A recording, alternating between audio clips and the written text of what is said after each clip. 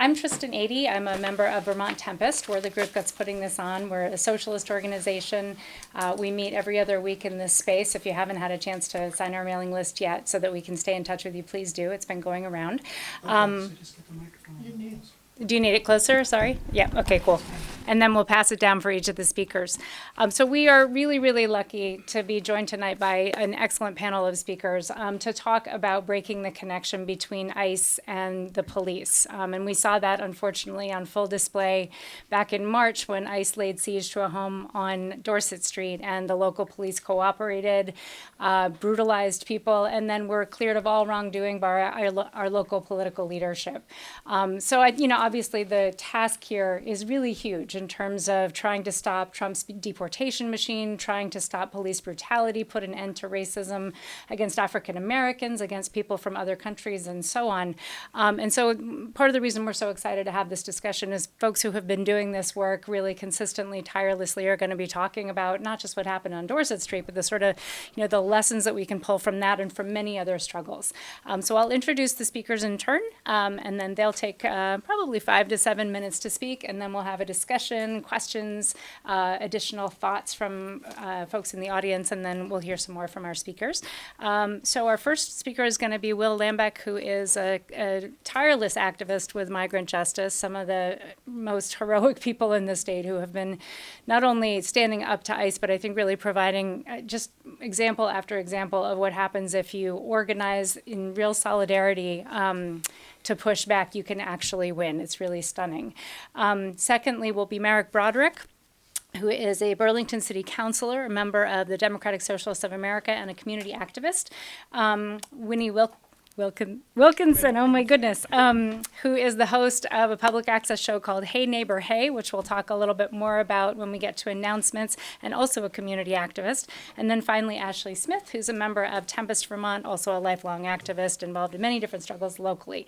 So we're going to start with Will. I'm going to pass the microphone down, and you'll take it from there. All right. Welcome, folks. Thanks for Tristan. Thanks, Tempest, for putting this panel together. Thanks for you all for being here. Just a little housekeeping first. There's the Migrant Justice Office. We share the space with a couple of different organizations as well. Bathrooms are right in the entrance where you came in. There's, if anybody wants to put on water for tea or coffee, you're welcome to as well. Kitchen is right out there. And yeah, so I think I'll try to use my time maybe just giving a little bit of the background and historical context around police collaboration with immigration, customs enforcement, and customs and border protection in Vermont. And depending on the time, maybe I won't get too much into March 11th, but then other people can touch on that and I can come back in Q&A. But just give me a time check. I am filling in for another colleague, and actually relevantly, there was another detention in Franklin County yesterday. So we are up there responding right now, and just sort of adjusted so that I'm here. And I can maybe talk a little bit more about that later on. So the campaigns against police collaboration with immigration authorities in Vermont go back more than a decade. This has been something that has been a priority for Migrant Justice's membership, and really came to the fore around 2013, 2014, after the passage of a law expanding access to driver's licenses for people in the state, regardless of immigration status. We knew when we passed this that it would lead to more police encounters with immigrants on the road, and that would lead to more instances of police collaboration with ICE and Border Patrol. And so we began progressively to campaign to put forward legislation, and were successful in passing legislation, creating a statutory framework to prohibit this collaboration. And as a shorthand, I'm going to use the Spanish term of Polimigra, meaning the collaboration of police, poli, and federal immigration authorities, migra. And that is inclusive of ICE and Border Patrol. The collaboration patterns look a little bit differently between those two agencies, but they'll both be under that heading. At the time, Vermont had just sort of put forward this idea of bias-free policing policies, essentially policies that prohibit racial profiling in the state. And so migrant justice saw this as the appropriate vehicle to create protections against the Polimigra. Because when talking about immigrant communities, if we really want to prohibit biased policing or racial profiling, what that means is, in practice, prohibiting the collaboration between local law enforcement and federal immigration agencies. So over a number of years, laws were passed to first sort of create a framework for bias-free policing policies, and then actually mandate that agencies adopt these policies, and then create a unitary model policy that agencies have to base those policies on, and then state that unitary state model policy is the floor, providing a minimum bed of protections, and agencies can implement more stringent policies or enhanced protections. That's what's been happening at the State House, and that work has really been led by immigrant farm worker leaders and migrant justice to push the state in this direction. It hasn't been something that cops and legislators have willingly done, but it's come as a demand from the impacted community with many ally organizations and constituencies along with them. Over the years, the language changed from bias-free policing to fair and impartial policing policies. So you'll hear about the FIPP. That's the acronym, or how the shorthand for referring to fair and impartial policing policy, FIPP or FIPP. So as the work has been happening at the legislature, work has also been happening in the policy arena, both at the state and local levels. So the statute creates this this model policy. That policy is housed in this agency called the Vermont Criminal Justice Council, which is the professional regulatory body for cops in the state. And through the legislation, migrant justice and a few other groups were named as stakeholders in the creation of the policy. So when the police academy or when the CJC got this, they actually had to allow migrant justice to sit at the table and negotiate around this policy. There have been a lot of iterations of it. I'm not going to go into the whole back and forth. But in essence, what's happened over the past decade is that what was once extremely commonplace and just run-of-the-mill, unquestioned practice of as I pull somebody over, they're speaking Spanish, or they give me a foreign passport, let me just call Border Patrol to see what's going on here. I mean, that was the mindset 10 or 15 years ago.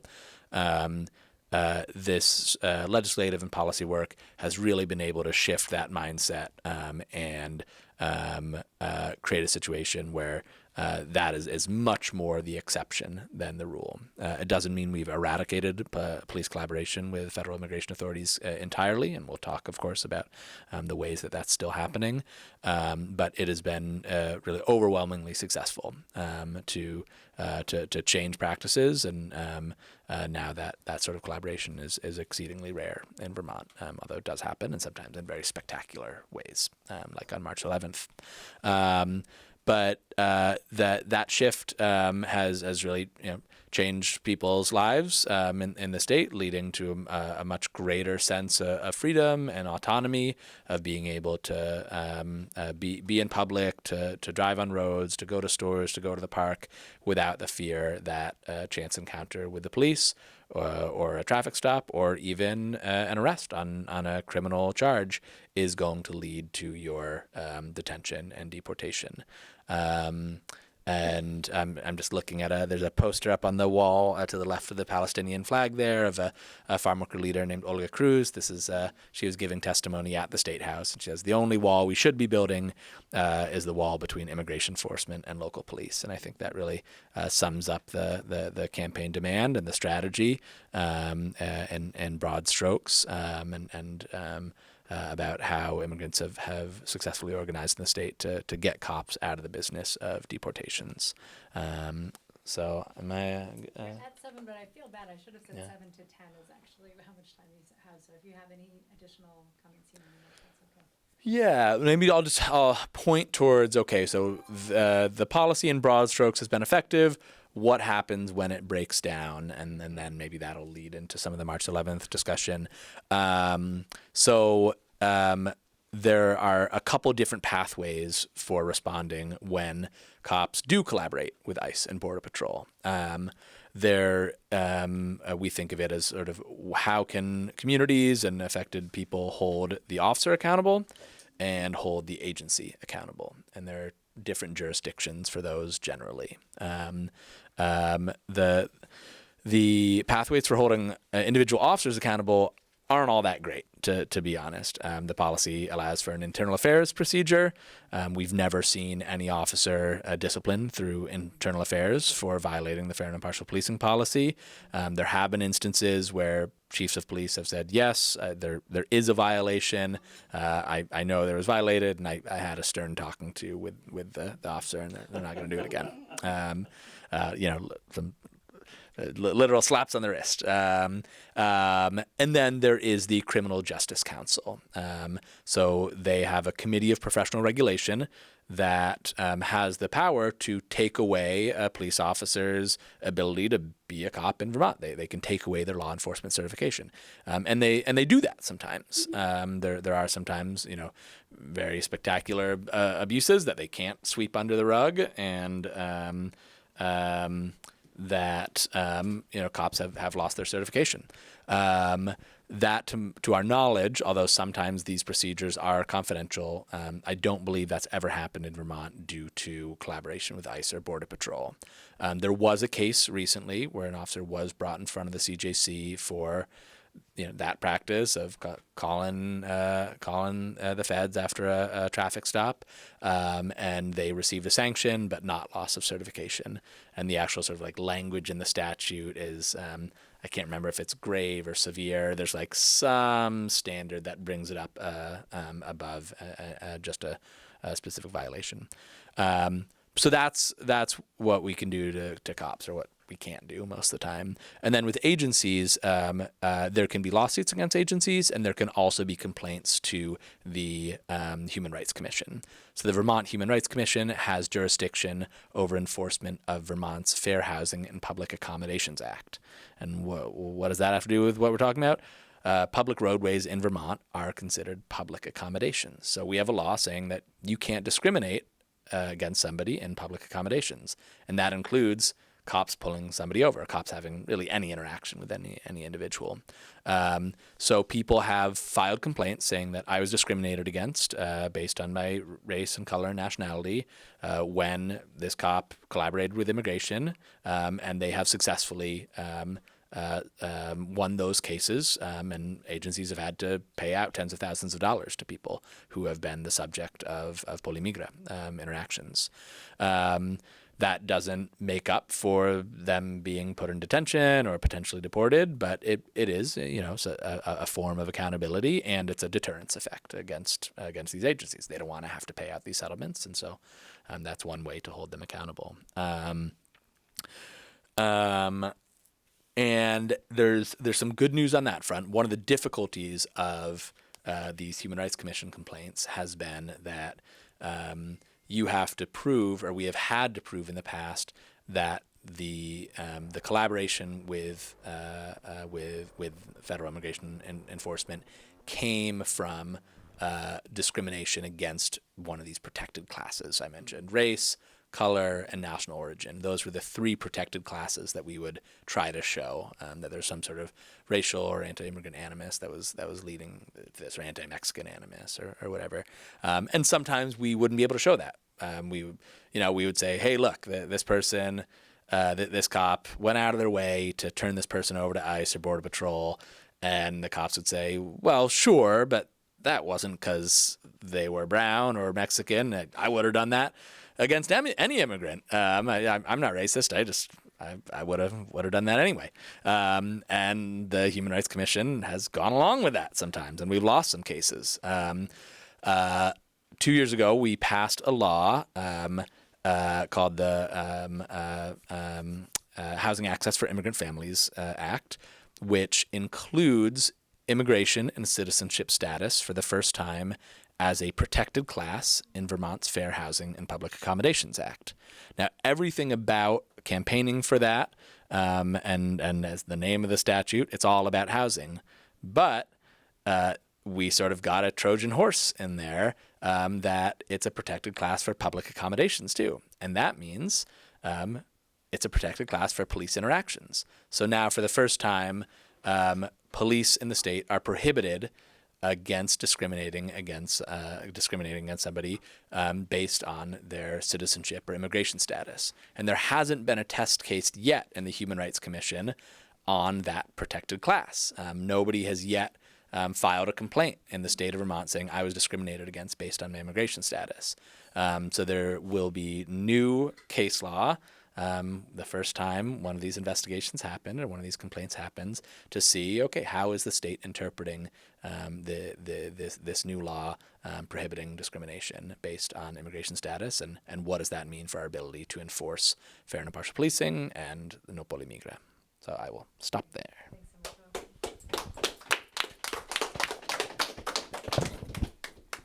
right, Merrick is going to be our next speaker.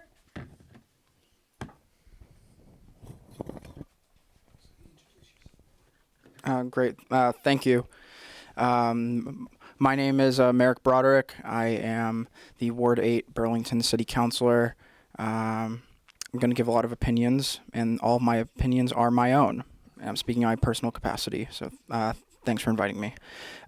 So I personally was not at Dorset Street on March 11th, but I know many people who were and were brutalized, and I've seen all the footage for myself, and I guess I'm here to talk about the response from local and state government in response to the continued systemic failures, despite things like FIPP. So what we saw very quickly following March 11th from the state and from municipalities, Burlington, South Burlington, was the correct condemnation of ICE and of the federal government for their profiling, abduction, and terrorizing of our neighbors. But we also saw was a severe lack of responsibility and accountability for the conduct of local and state law enforcement, which coincidentally are the bodies that we have control over. So soon following the raid, we saw a series of narratives that were constructed to absolve these groups of their role, ignoring what we saw with our eyes. So this includes like the typical deflection, blaming this on violence by protesters, violence that would not have materialized if the people who were causing the violence, which were the police, weren't there.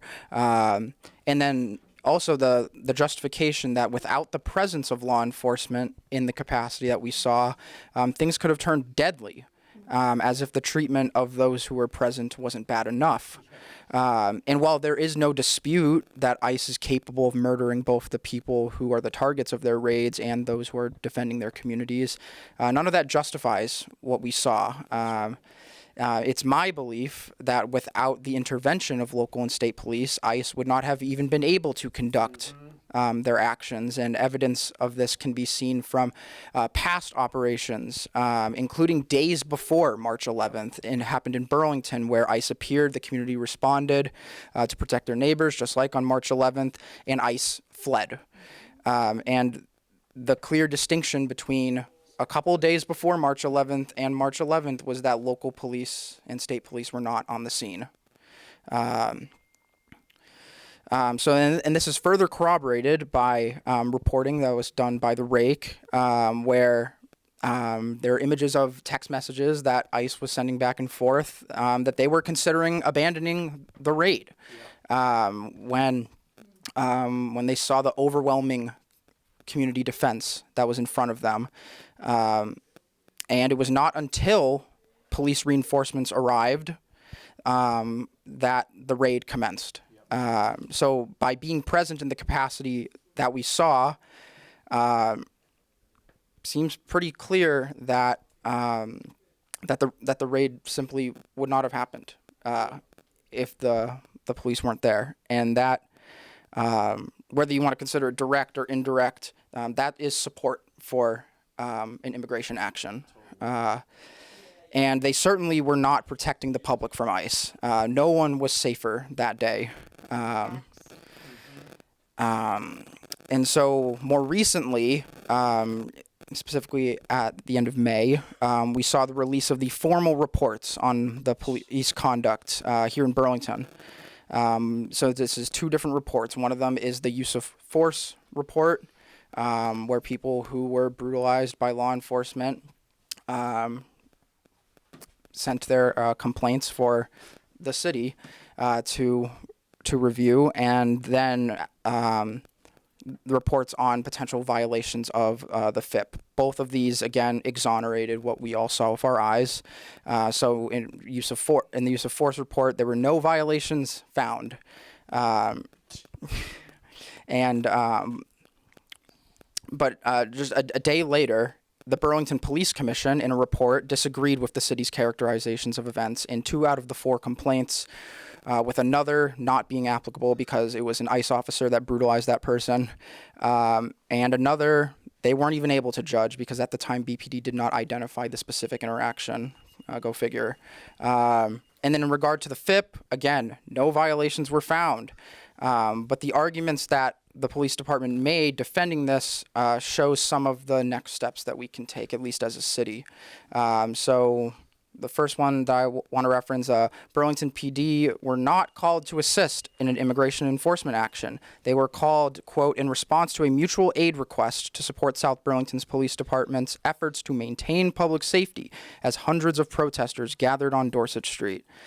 So mutual aid agreements are agreements not just between the police departments of towns. There's other public services that can have these mutual aid agreements, and when one of them needs support from, in this case, another town's police department, they're showing up. And so, in my view at least, this very clearly contradicts the FIPP. It's completely contradicting policy. And even under the most generous logic, fulfilling, as I said before, fulfilling the request to maintain public safety directly resulted in the ability for ICE to carry out their enforcement operation. And as I said before, I don't believe that the operation would have even happened if local and police and state law enforcement were not there. So at minimum, these agreements must be changed so that they do not contradict the FIPP. But say they are there. Another example of an argument, quote, at the time that ICE agents took individuals into custody, BPD had no information or reason to believe that the arrests were being made in violation of state or federal law.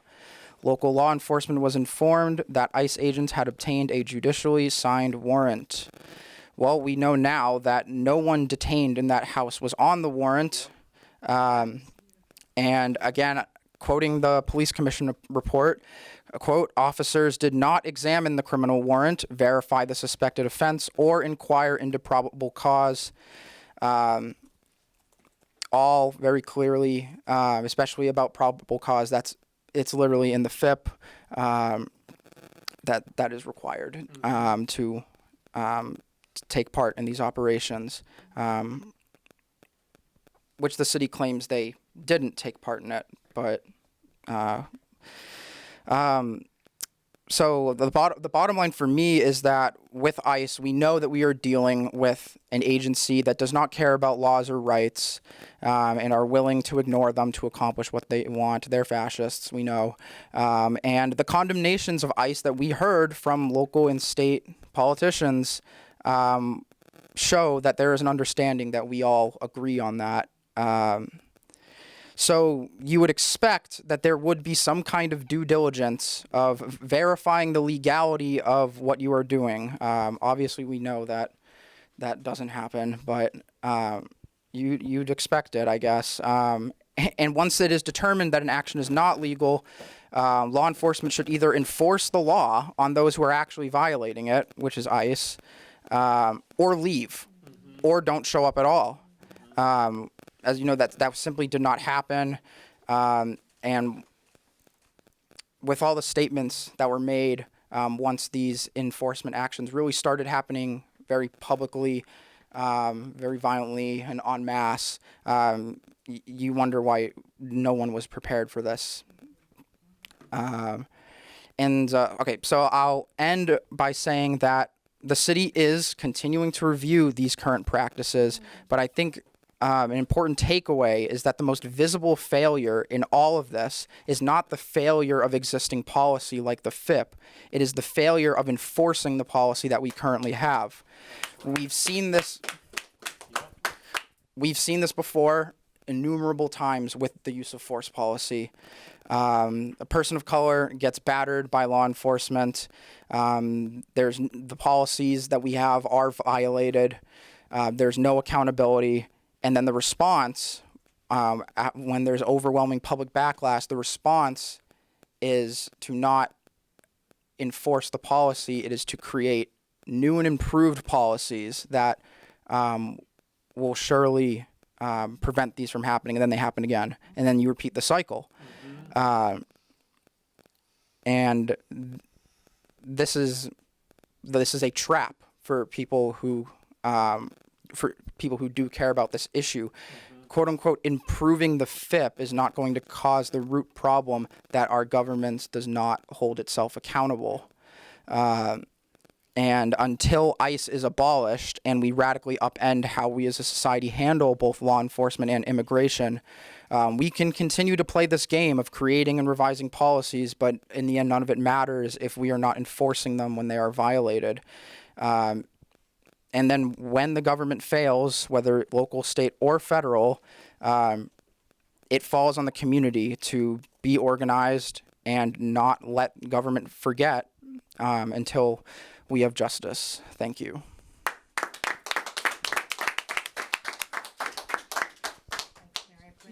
need, if you could sit back about 6 inches, so I can take a shot. I'm trying to get a clear shot. If you could introduce yourself.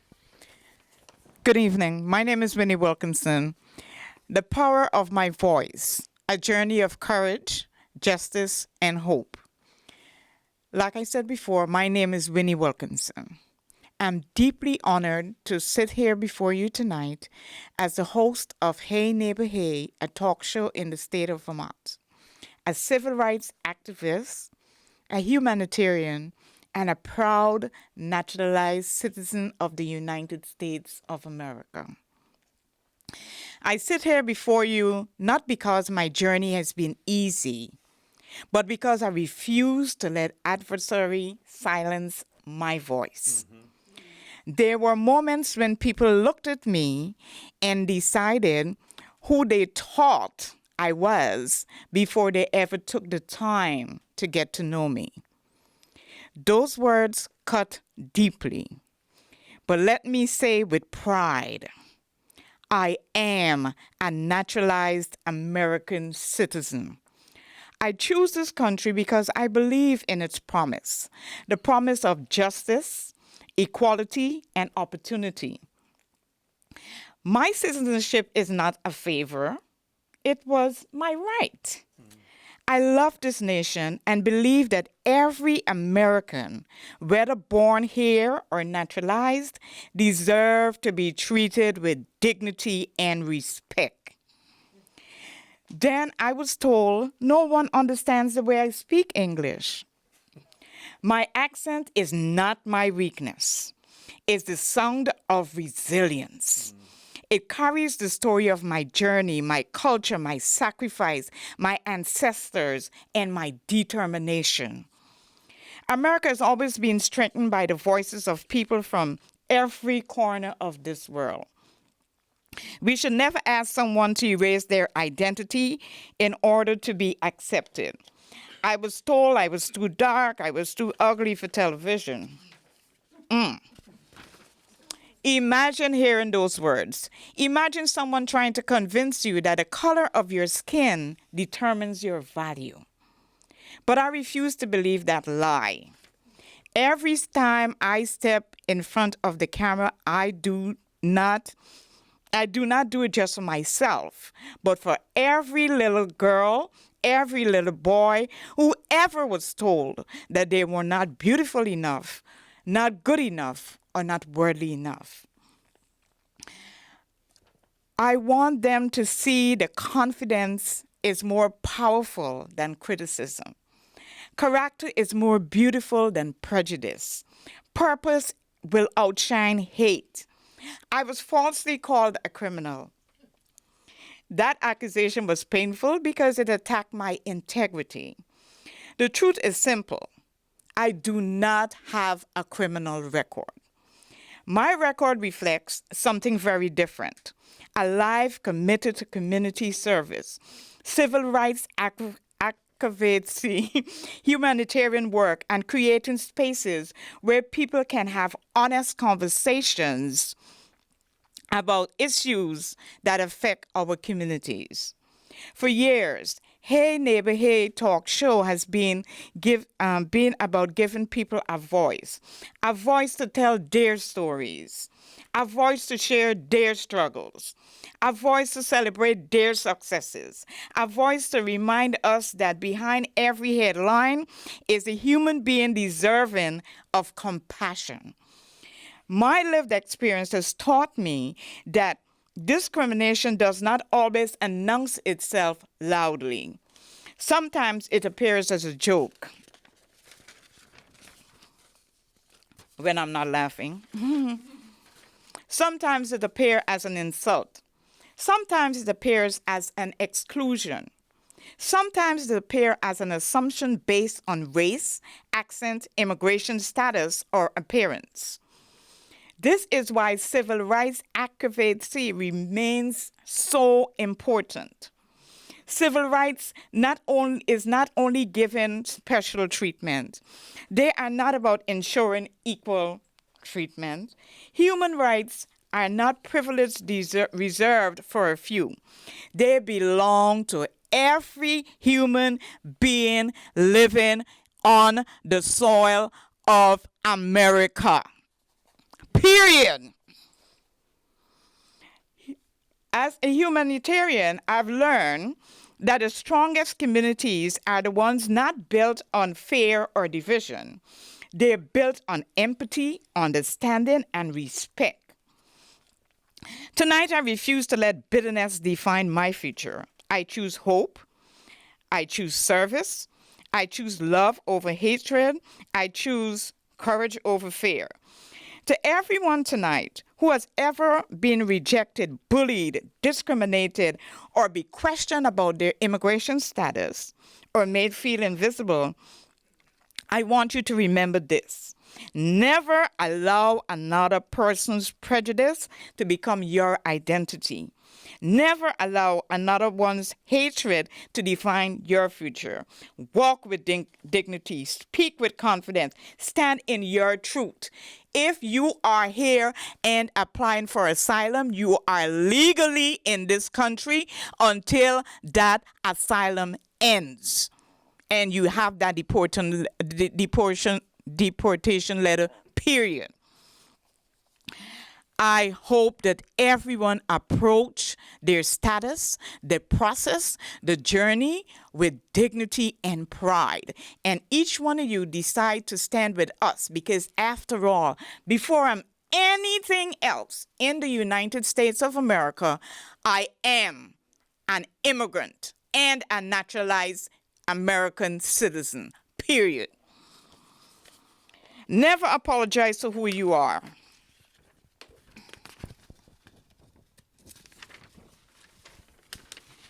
My journey has taught me that our greatest strength is not found in how closely we resemble one another. Our strength is found in our willingness to respect one another despite of our differences. I believe Vermont can continue to be a place where diversity is welcome, where dialogue replaces division, where justice is pursued with courage and compassion. I believe America is strongest when every voice is heard, every community is valued, and every person is treated with fairness and dignity, regardless of their immigration status. So I will continue to use my voice. I will continue to ask difficult questions. I will continue to advocate for civil rights. I will continue to serve my community. I will continue to believe that truth is stronger than hate. And I hope that Burlington Police, as well as South Burlington Police could hear that we do believe in the truth. And what was presented is not the truth. It is an implied cover your ass statement. Period. As the late Congressman Honorable John Lewis reminded us, never be afraid to make some noise and get in good trouble, necessary trouble. That is the spirit I carry with me. Not anger, but purpose. Not revenge, but justice. Not division, but unity. Thank you for allowing me to share my story and to listen to the passion that I approach every situation that is happening now.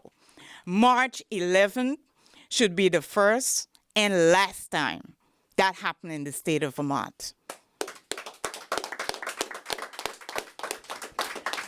And I'm saying that on the premise that something that is national, when George Floyd was murdered by cops, some people saw a human being laying on the ground with another human being with his knee to his neck, 9 minutes, 29 seconds, and said he was sleeping peacefully. But I fucking don't agree with that. He was dead because he's human. And if we don't stand up and say no, hell to motherfucking no, it will happen again. So let's make March 11th the first and last time our local police implied their strength with ICE when ICE comes not prepared for what will happen. We got to come out in numbers. We got to tell them hell no. And we got to protest. This March 11th, we must have an independent police review to get to the bottom of it. Or else we will have that happening time and time again. Because none of the cops, especially the one that threw the woman to the ground, did not get his certification removed. He should not have a gun or a badge. I could tell you, if I have a domestic violence situation, I will not want any of those cops showing up because they hit women, they throw people to the ground, they pepper spray you in the face, and they fucking lie.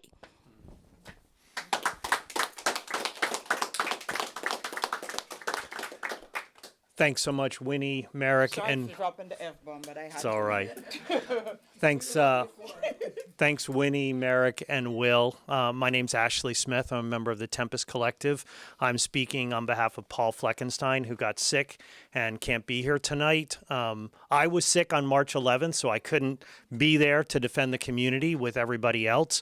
But I watched all the videos, or as much as of them as I could.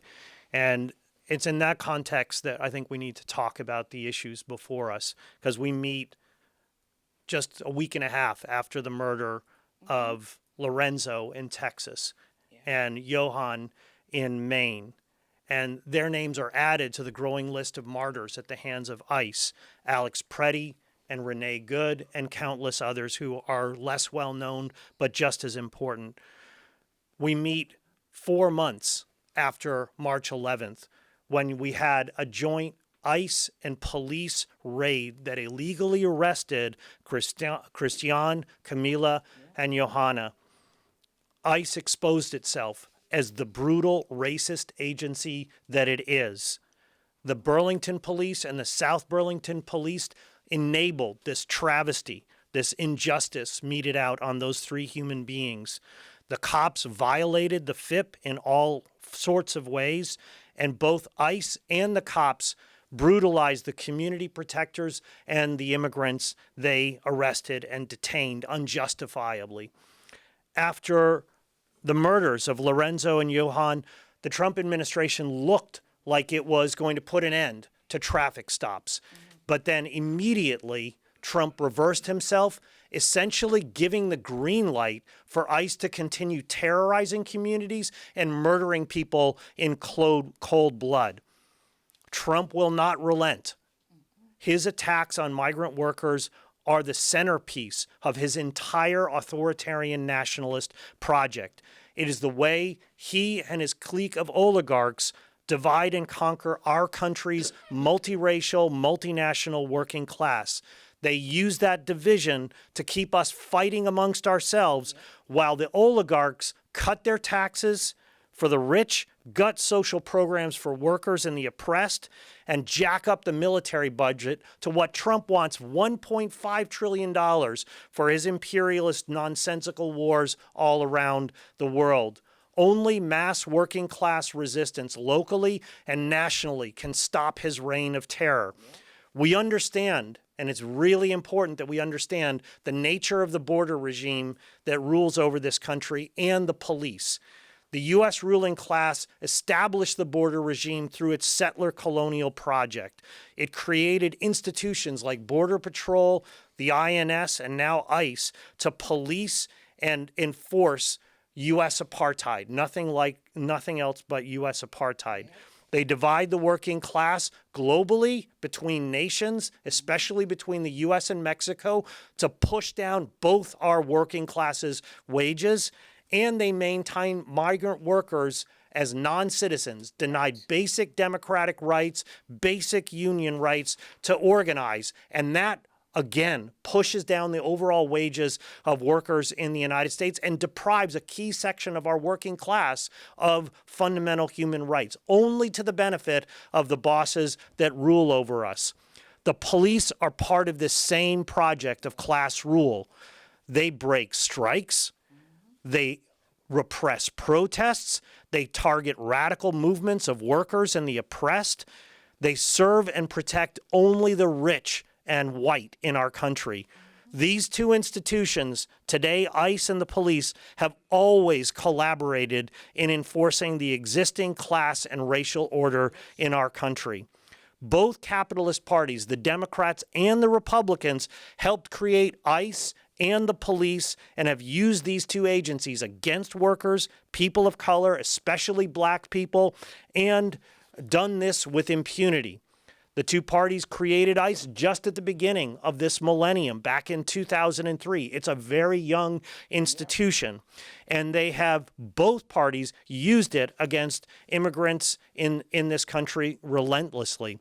The Democrats are just as guilty of this as the Republicans. The Democrats, of course, present a kind face. They present window dressing on the policy of immigrant repression, but their policies paved the way for Trump twice to launch and escalate an even more intense war on immigrants in our country. Remember, Obama is known and remembered as the deporter-in-chief. He still has the record of deporting the most people in the history of this country. Biden still has deported more people in his first 2 years in office than Trump has in his nearly first 2 years of office. Moreover, after the Black Lives Matter rebellion in response to the brutal murder of George Floyd, Biden increased federal funding of police officers. So the Democratic Party in many ways set the stage for what Trump is doing. And it's important to remember the Democrats also started the new McCarthyism, particularly against immigrant Palestinians fighting for the continued existence of their people and their society. So that set the table for Donald Trump to do even more horrific things, which he is in the process of doing. So Trump has escalated the attack on immigrants beyond things we've seen so far. And remember, as I said, it's part of his agenda at its very center. The clique of oligarchs are using this to get away with class war at home and imperialist war abroad. And ICE and the cops are the key agents for doing this for Trump. He's increased ICE funding to now it's the 14th largest military budget in the world. It has a larger military budget than Canada does. Just imagine the massive increase in wasteful spending on this Gestapo that Trump rules and uses. And he's deployed this Gestapo throughout the country. And the Democrats, mayors in all the big cities have wink, wink, nod, nod, basically collaborated with the deployment of ICE to the cities. Verbally protested, but their police forces worked hand in glove in city after city with the mass ICE deployment. They have not resisted Trump. The resistance against Trump, first and foremost, began with the migrant population in this country. Even before Trump was in office, immigrant activists all across the country started having meetings to prepare for what they knew they were going to face. I went to a meeting of migrant justice in a barn where they had the most sophisticated analysis of what was coming, how to organize, how to prepare, and how to mobilize people in response to it.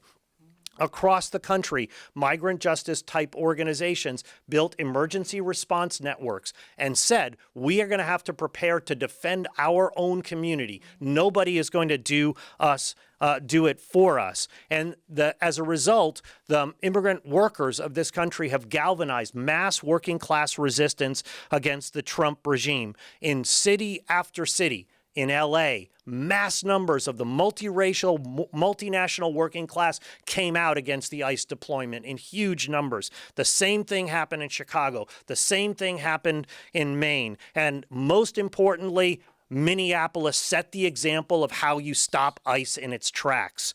The workers and oppressed of Minneapolis set an example of how you fight and how you can defeat ICE and the Trump administration. That didn't come out of the blue. It was born of deep organizing over decades. The organizing of indigenous people in the city, the organizing of the George Floyd rebellion, the organizing of several strikes that happened in Minneapolis, that all created bonds of solidarity that could stand up against the divisions that Trump is trying to exploit. Union workers, which are multinational, multiracial, who had been through the George Floyd rebellion, knew indigenous activists, so had an understanding of the nature of the state, the police, and ICE, and were prepared. So Trump picked the wrong city, and he confronted, after the murder of Alex Preddy and Renee Good, one of the first, most recent strikes of working class people to shut a city down and to back the federal government off. And if you look at what Trump did in response, he knew his butt was being kicked in Minneapolis. So he immediately retreated from the strategy of mass deployment of ICE goons like he had been doing. He fired Kristi Noem and he fired Greg Bovino. But he was not relenting. He was changing tactics. Yeah. He brought in Tom Homan, who was in the Obama administration, awarded by the Obama administration, to pursue another tactic of targeted identification of people and arrests. So doing the same thing, the same strategy with different tactics.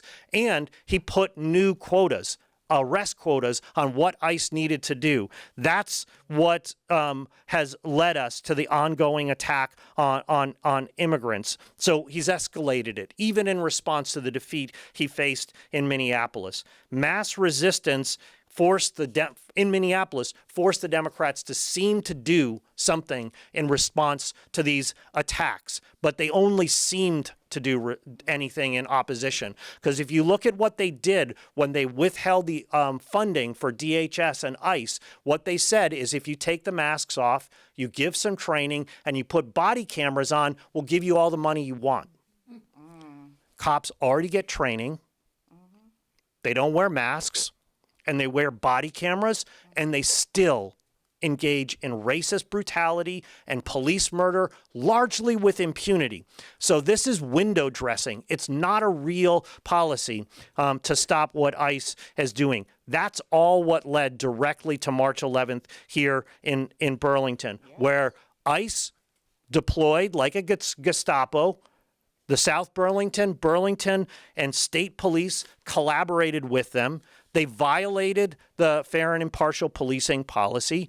They jointly brutalized community protectors, and they enabled ICE to illegally arrest 3 human beings.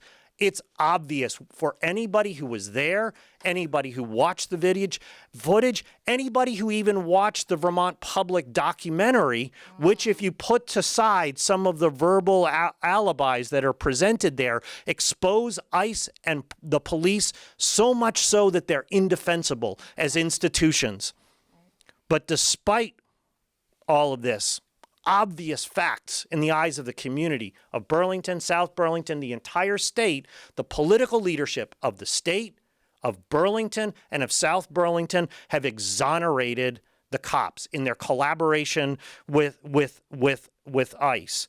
They've tried to deflect attention from that to say it's ICE the problem. Well, actually, it's the police and ICE jointly that are the problem, and we have to call it out as such. They in the process of exonerating the cops for violating the FIPP and for brutalizing people, they've legitimized that action. That's why it's such a danger and a threat to what is going on in our state and across this country. And it's really consistent with the behavior of both capitalist parties. And I have to say, my biggest disappointment is with Mayor Emma Mulvaney-Staynak, who was elected with the expectation of standing up against racist police brutality, of standing up against ICE and similar kind of attacks on immigrants. We deserve better from her and the political leadership of our city.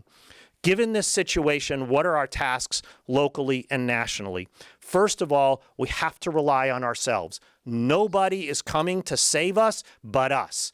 We have to organize and rely on ourselves. We have to build working class solidarity concretely against the Trump administration's divide and conquer strategy. And we have to participate in building union struggles against what is coming down from the Trump administration in particular. Because if you think about it, unions are the place where all of the people of our country come together at work in an organized, powerful fashion, multiracial, multinational, all the genders, all the sexualities are there at work. And when you're in a union, you've got the power to stop work and therefore push back, like we saw in Minneapolis, against your boss, against the whole state government and the entire federal government. And there's an interest in unions doing this and a precedent being set. Look at what's happening locally with the UVM Medical Center Support Staff United Union standing up for an immigrant facing deportation in Stephen Tendo. That is the model that we must build on. Look at what the Columbia University UAW local did in response to the attack on Palestinian students. They defended Mahmoud Khalil. They've defended Mohsen Madawi, who are members of the Graduate Student Union. Look at the nurses' unions in Maine right now in response to the murder of Lorenzo. Nurses' unions have come out in protest against this police murder. And I think we have to call attention to the important precedents set by the staff union up at the UVM Medical Center in raising demands in their contract negotiations for social justice. They are demanding that the UVM Medical Center join Milk with Dignity and only source their dairy products from farms in our state that are part of Milk with Dignity. That's an example of concrete union solidarity around the place where we have the most power to shut things down. And I think we have to think about that through everything that we're doing. Where is the power to turn the tide against the Trump administration? We should, in this whole organizing process, have no illusion in the two parties. Obviously, we have no illusions in the Republican Party. That's not even a debate. But we cannot have illusions in the Democratic Party for all the reasons I've underlined. They've been involved in the war on immigrants. They've been involved in funding ICE. They set the table for Trump's radicalization of these policies. And They have not provided resistance and a model of opposition in the middle of this war on immigrants that Trump is carrying out. We have to rely on ourselves. You can do whatever you want at the ballot box, but spend your time, money, and energy organizing the resistance, because the attacks are going to keep coming. In those struggles, what should we demand? Number one, strengthen, and number two, enforce the fair and impartial policing policy. We need a total ban on ICE and police collaboration in our state. It's on the books. It's time to enforce it. We also have to demand accountability for the brutal cops that attack the community protectors. Officer Gonzalez should have his badge taken away, his gun taken away, and he should be fired. And so should every other cop that engaged in that police brutality on in South Burlington. And then we have to defund and abolish ICE, and defund and eventually abolish the police. Only through our resistance are we going to be prepared to stop what Trump is doing. If you look at what we're facing, Trump is wounded and dangerous now. His popularity has plummeted. He's losing the war in Iran. He lost the Battle of Minneapolis, but he's not done and will not finish until we build a resistance to stop him, defend immigrants, unite our class, and use our class power to stop the Trump administration in its path. It begins concretely now in building solidarity with immigrants. When they're under attack, we have to turn out in larger numbers. We need unions to turn out as community protectors at the next ICE raid. So that's the kind of solidarity that will lay the foundation for eventually a new party of our own and a struggle for a totally different kind of society, a socialist society that puts people and our planet before the profits of the tiny oligarchic minority that rule us today. All right. Big thank you to all of our speakers. That was really, really, really helpful and orienting. So we're aiming to be done with this discussion by about 7:30. So I want to open this up now to questions, comments, thoughts. If we could, I'd like to take several people at a time, probably 3 or 4, rather than just a back and forth with the panel, so we can have a good discussion going. And there is a microphone that we'll be passing around so that the video can pick up your voice for the recording. So if you raise your hand, I'll call on you. Yep, go ahead. And then this actually, yeah. Yeah, it's not. It's just for the camera. I just wanted to ask you to repeat those 3 demands, actually, for us to get it down. They could get it all. If you could give time for him to do that, please. Right now, or we can take a few other comments, maybe. Whatever. How about we'll take 2 more people and then we'll hear the demands again. Yeah, I had a question for Councilor Broderick. Just as a city councilor, I was wondering what levers of power, if any, you have to try to hold the police and the mayor accountable to, I mean, I was there on Dorset Street, so I saw the violation of FIPP with my own eyes, and it was kind of jarring to read these reports that just seem to deny reality. And I've talked to other counselors about this without getting much of a response. And I also don't fully understand how the police commission has any power in this scenario, because it seems also disagree. So I'm just kind of curious how that works and maybe what you're planning to do. Yep, great question. Let's take one more hand and then we'll have Ashley and Merrick respond. Or actually, go ahead. All right. The demands that I went through really quickly. So number one, strengthen and enforce the FIPP. We've got to have a total ban on collaboration between ICE and the police, even if it violates federal law. We have to really demand this. Because when you're in a state of emergency, people have to do different things. We are in a state of emergency in this country. So we have to strengthen and enforce the FIPP. Number 2, we have to demand accountability for the cops. They have to be disciplined and fired for what they did in South Burlington. Number 3, we have to defund and abolish ICE and the police. That's a long-term demand. But that's key, because if you look at the money there, where it's going and where it could go, you see everything. Yeah. Because they're funding cops and ICE. 40% on average is the budget for cops.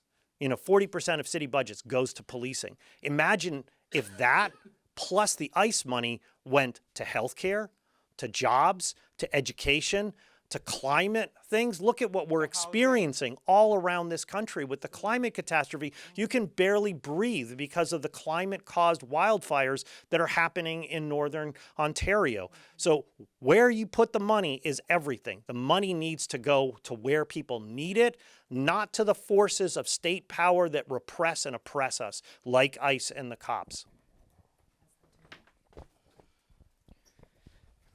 Yeah, thank you. I mean, the answer is disappointingly as a city councilor, not much in terms of the immediacy of what should happen. As Will said, the processes for disciplining an officer and an agency are pretty clear. There's the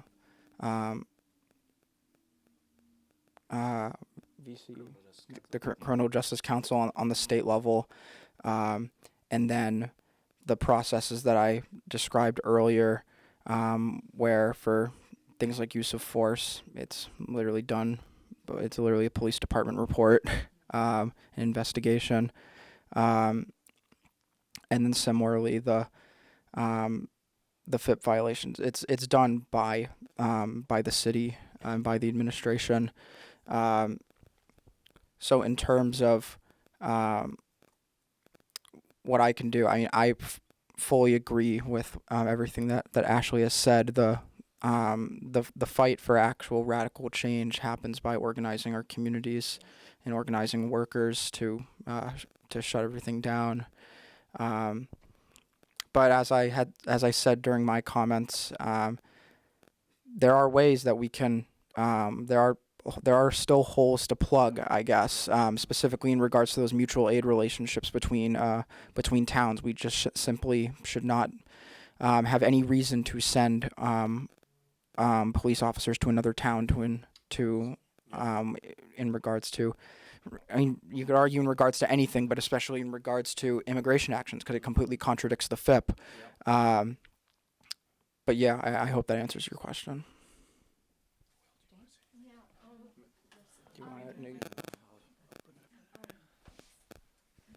I may have missed something, but now when you say defund the police, are you saying that police will have no role in Burlington at all, or what? Or just only in regard to migrants? But are you taking care of property crimes and murders and how is that still a part of the police? Would that still be part of having of what the police do or some other entity? Good question. Yep. Other questions or thoughts? Do you want to respond to that directly? Sure. I mean, I think that there's a great book that we've got up here called Their End is Our Beginning, which is a whole analysis of the role of policing in our society. And there's a great myth about police that they solve crimes. Actually, they don't really solve crimes. I've had things stolen from me in Burlington. I've reported it. I barely get the police to do anything about it. Their main function is not to do that. Their main function is to maintain order, and that's an unjust class and racial order in our society. And the most of their time is not spent on addressing crime. It's spent on maintaining that order. And that's precisely the problem. The things that they do get called to deal with, they usually screw up, like taking care of mental health care crises. What do? They turn up and they shoot and kill people. And we've had that happen here in Burlington. So they're not a solution to our social crisis. They're part of maintaining the order that's generating the social crisis. What we need is the funding of things that care for people.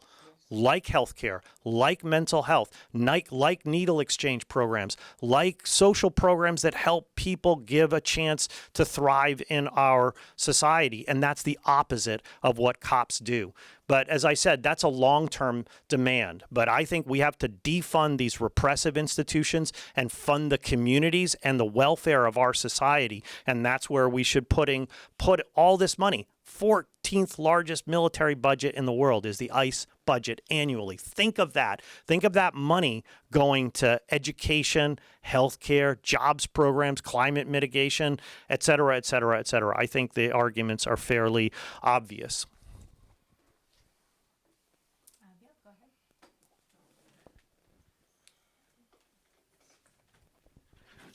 Yeah, thanks. I have two questions actually.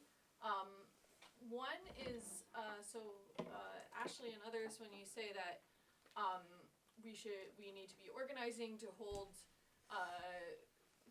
these institutions accountable. Totally agree with all that.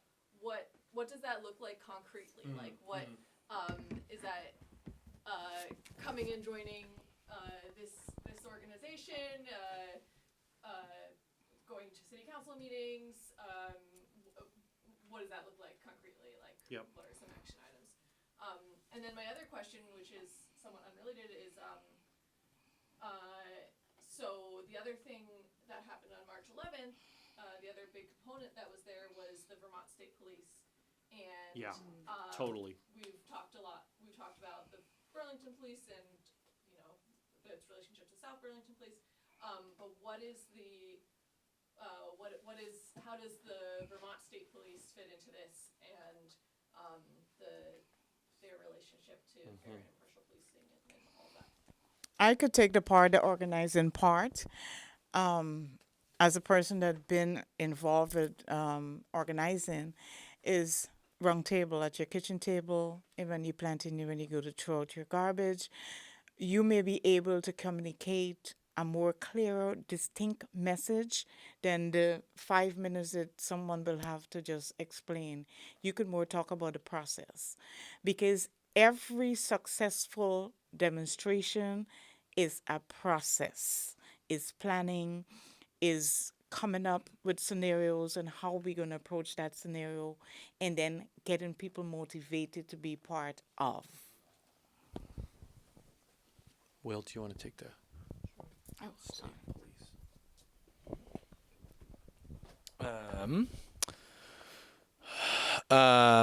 So yeah, let me talk a bit about the staties and then come back to the organizing question.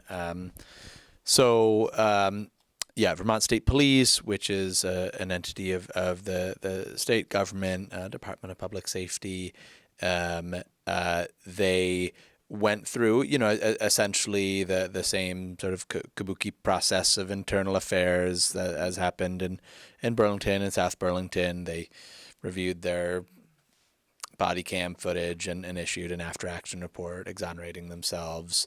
The difference there is that there wasn't a local legislative branch, either select board or city council, to rubber stamp it either. Or the mayor's office in the case of Burlington.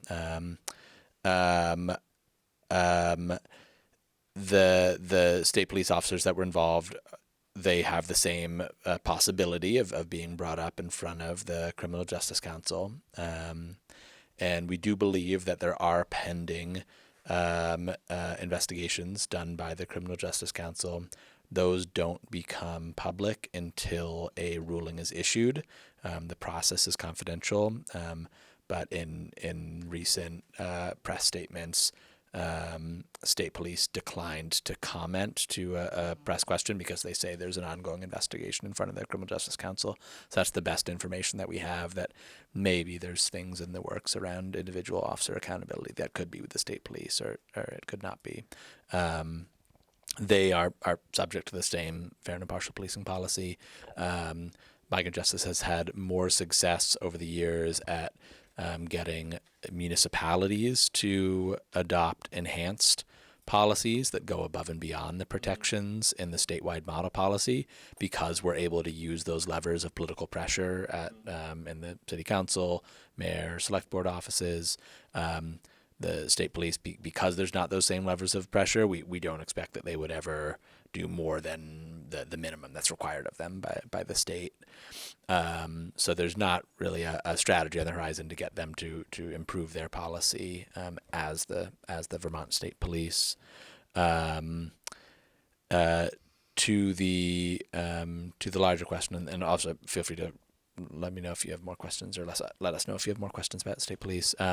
Around organizing, I think everybody here is going to have great ideas and ways to plug in. I'll do the plug for the Migrant Justice Rapid Response Network, which I know many of you are a part of, but if you're not yet, you can go to our website and sign up to be part of the Rapid Response Network. You can get a training. You can be on the statewide text blast that will let you know when there are immigration enforcement activities happening in your area and when there are actions against those enforcement actions, whether it's intervention in the moment or mobilization following a detention or a raid.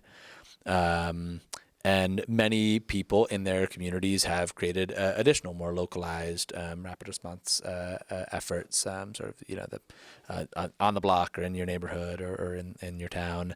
And we really encourage people to do that as well, and then to link those local efforts to the statewide network being coordinated by Migrant Justice.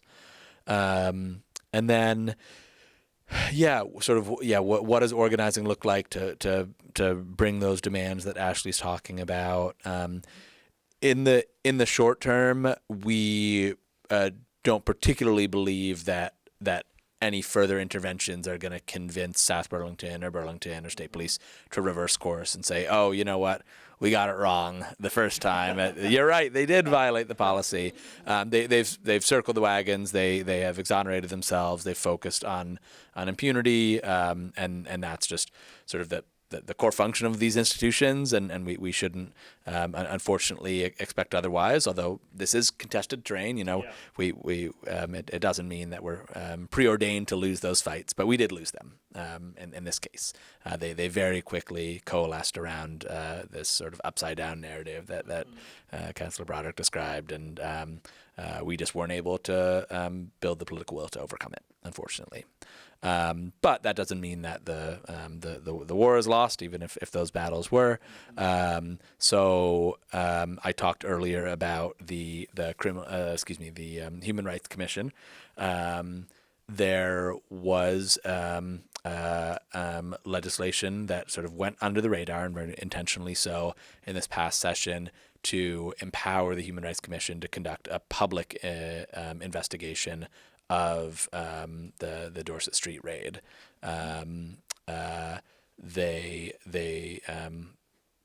will be able to carry out investigation without need for a single complainant, so they can sort of do a self-referred investigation into discriminatory actions on March 11th, and they can make public the information in their investigation, which hadn't been the case previously. So we expect that will be, in terms of accountability for March 11th, that will be probably the primary sort of official terrain in which that happens. But then we can also separate accountability for March 11th with political pressure to prevent the next March 11th from happening. And ideally, one would flow from the other. You want to hold people accountable for the oppression that they enacted and the abuses that they carried out, and that will be the deterrent for the next round. Hasn't happened yet. It may happen still, but we don't need to wait for that in order to be preparing for the next time, and letting these agencies know, and agencies all around the state know, that it's not going to go as well for them the next time around. And I think the biggest way to do that is through numbers. Yes, that's right. The state and local police were able to support ICE in enacting this horrific and violent raid on this home and detaining these family members because they had the physical force to overcome the sustained and principled nonviolent resistance of maybe 200 people in front of that home at that time. Would they have the power to do that or for 500 people? Would they have the power to do that for 1,000 people? We don't know. We don't know what the number is that causes the police to say, you know what, we're not going to do it this time. We don't know what the number is that would cause ICE to say, let's pack our bags and go home. But we know that there is a number. There is a mass of people that would be powerful enough to overcome the repressive forces of state violence in the next March 11th. And so being involved in organized formations like the Migrant Justice Rapid Response Network, like local rapid response networks, like labor unions, like community organizations, it's what's going to be necessary to ensure that this doesn't happen the next time. Mm-hmm. So we have just under 10 minutes left. I'd like to take just two more comments or questions, and then we'll hear real briefly closing remarks from the panelists. The fellow with the tan shirt back here, you had raised your hand a little while ago. It might be under your chair.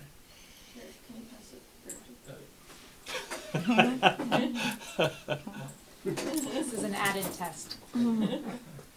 You're all passing. I was just wondering what kind of opinions people have on exceptions in the FIPP. So there's an exception to public and officer safety, which is quite a big hole in the middle of it. And I was wondering if people could speak to maybe the history of how that ended up in it and approaches to try and seal that up in the future, because I think that's an extremely versatile defense for cops to use. Were you going to speak or? Yes. Yeah. And you'll be our last commenter from Well, I was around a couple of state senators this weekend from a different part of the state, and I think that they're not really feeling any pressure at all, and they're very smug in going about their business as usual attitudes towards no action whatsoever with regard to accountability for police. And I'm wondering how widespread this network is, or other associated movements or networks that might be able to begin a process of calling people out on their willingness to state their positions. And it was one of the biggest failures of the legislature this last time, I thought, was not taking a vote on whether law enforcement could wear masks and have no identifiable badges or materials. It seems as though I know Senator Rebecca White was really outraged about the way things ended up with that, but I think there are some people that really would be shocked that even in areas where it's a fairly depoliticized attitude around the state, like where I live up in the NEK, if they were to know just how little these people care and some of the disregard that they have for the terrorism that's taking place on the part of police, I think it would begin a process of exposing these people. I guess this is more of a comment than a question, but I wonder if we can get this network activated to bring about more accountability going forward. Totally. real quick in the back. Now, what other constitutional rights that ICE, together with the local state police, had infringed upon aside from the 5th? Have they also infringed on the 4th and maybe the 6th as well? Mm-hmm. Those were the other thoughts that burned through my mind since the 11th of March. And I was in the area picking my sister up from her work, and it was a shit show. It was almost impossible to leave the area. I had to circle around a few times, then take the interstate towards Shelburne Road, then towards Burlington to circle back home. And wow, it was a mess. So before I throw it back for closing comments, I just want to remind people of a couple of things. One, as far as getting involved, if you haven't signed the mailing list for Vermont Tempest, please do. We meet every other week, and we're involved in a whole lot of different movements, unions, et cetera, locally. Certainly sign up for the Rapid Response Network through Migrant Justice if you haven't already. Listen to Winnie's show Tuesday at noon every week as well. No, every last Tuesday, sorry, so tomorrow at noon will be the next show. I suspect, and I haven't listened before, so this has been really helpful. I suspect you'll learn lots about how to stay involved that way as well. And two final things, there will be a community solidarity meeting this coming Sunday at Contoist Auditorium to support workers up at UVM Medical Center, who, as people know, are fighting back against cuts and layoffs at the hospital. So a really crucial time for the community to show support and be organized. And then there was a final thing. No, actually, that was it. So I'll throw it back to Will first.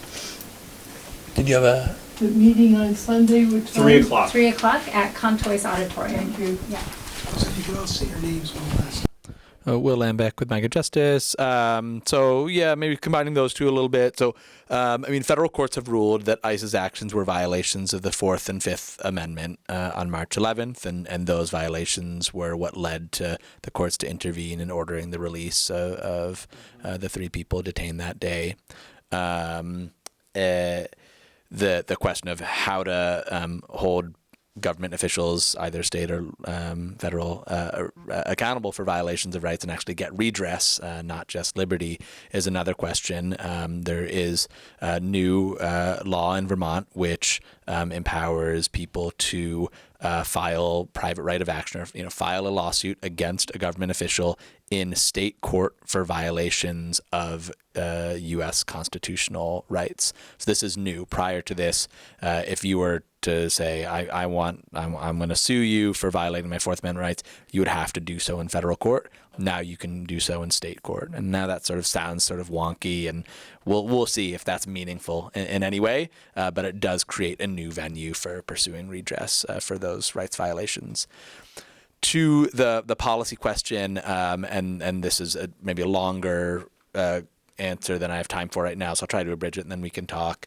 I think in essence, we don't believe that the officer in public safety loopholes were relevant to what happened on March 11th, and the key provisions are Section 6D, 6, and 9, which don't have those loopholes, or don't have any reference to officer public safety. That's only mentioned twice in the policy, and really as carve-outs for very specific types of behavior. Supporting immigration detention, I think. In the model policy. No, so it's in information sharing and in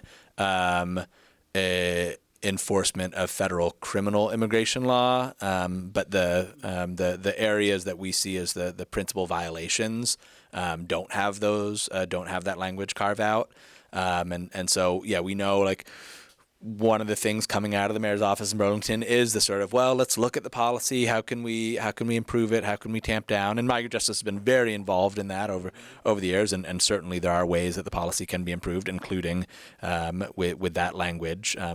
Although that has been tightened up in recent years. It used to be a much bigger concern in the policy, and we were able to sort of more narrowly define what that means of imminent risk to physical harm, which didn't used to have that definition in it. But in terms of like what the policy says about what happened on March 11th, we really believe very strongly that the language is there to hold officers accountable for what they did.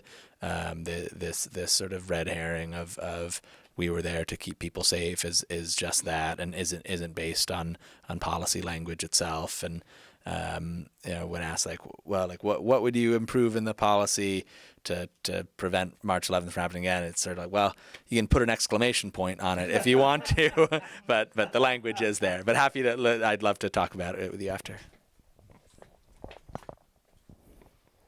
Couldn't have said it better myself. And as I said before, and as Will just said, the biggest failure in all of this is the failure of enforcing what we already have. Yep.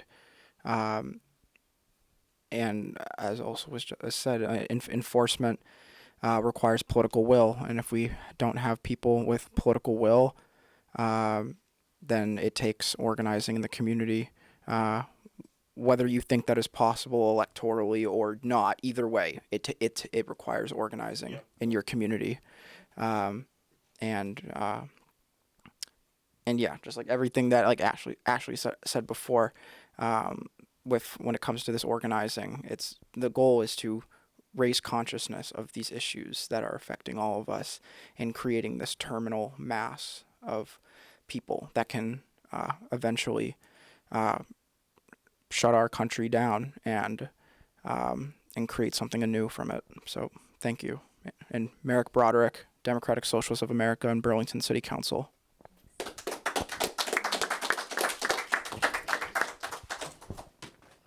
Okay.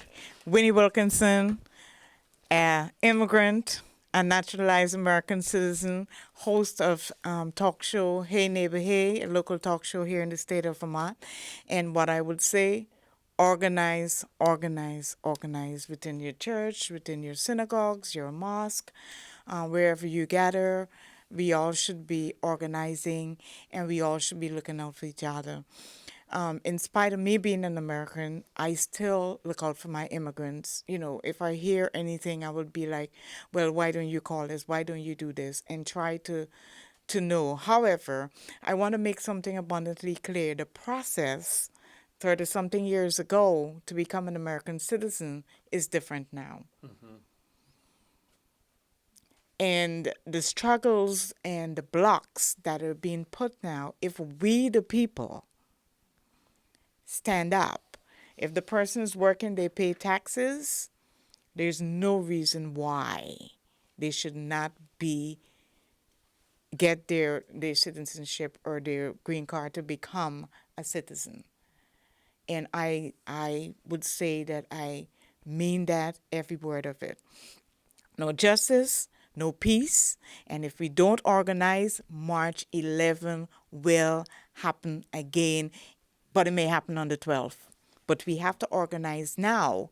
And so it will never happen because the force and the organization of the marginalized communities that they would have to think about, that alone should have them to regress and be like, we don't need a piece of that.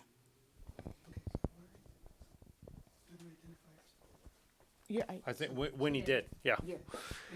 Ashley Smith. I'm in the Tempest Collective. I want to start with the last thing I say with Trump's speech last week, which I think is really important to absorb, because what he did is set the stage for January 6th 2.0. Yep. He is undermining the legitimacy of elections. He's trying to get the Senate to pass the SAVE Act, which is a green light to do what Steve Bannon has demanded, which is mobilize ICE to the polls, to suppress the vote so that somehow this incredibly despised Republican Party can sneak out an election victory in the midterms. And if they don't, Trump is setting the stage for undermining the fundamentals of our right to vote. So I think that underscores the state of emergency that the Trump administration is for all of us, working class people, oppressed people, people of goodwill, people who believe in basic democratic rights. That's the state of emergency that he's put our society in. And the biggest problem we have is not consciousness, it's organization. Yes. If you look at the opinion polls, the people are with us on everything, including Palestine. You have a Muslim pro-Palestinian mayor of New York City. Think about that as a reflection of political consciousness in our society. That shows the tide is shifting our way. The problem is Trump doesn't care about majority opinion. He doesn't care about elections. He is exercising raw power. So we have to get our act together at the level of organization. And that's where the comrade asked about what we should do concretely to organize. I think Will was right. Number one, the Rapid Response Network, you need to get everybody who's not in there, so that next time March 11th happens, we can have a show of force that is so much more large numerically and in terms of social power that ICE and the cops run away. That's what Minneapolis is.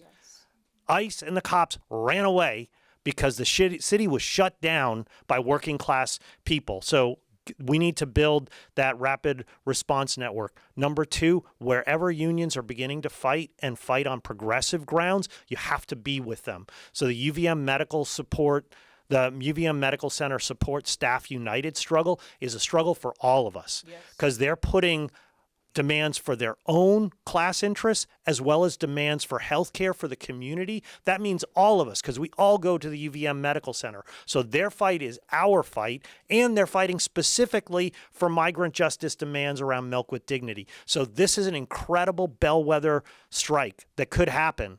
If it's a real possibility of a strike, and it will be a bellwether strike because if you look at what the governor of this state and the entire state house is doing, they're setting the stage for austerity in education and healthcare. That's going to come to all of us. If the union draws a line in the sand and say, you shall not pass, you'll not get away with this at the medical center, it will be a positive sign for the school workers and everybody else in the state that you don't have to take it. You can stand up and resist. So I think rallying support to the UVM Medical Center struggle is extremely important. So come to that town hall meeting in Contois, Burlington City Hall at 3 this Sunday.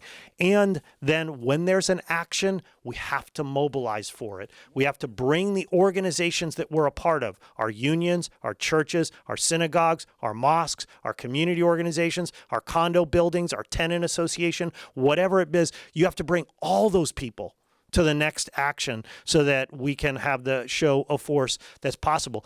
I will say that we lost the battle on March 11th, but in many ways, that has put an X-ray on ICE and the police in a way nothing else in the history of this state has done. Now it's a public debate everywhere, and I think the politicians are worried.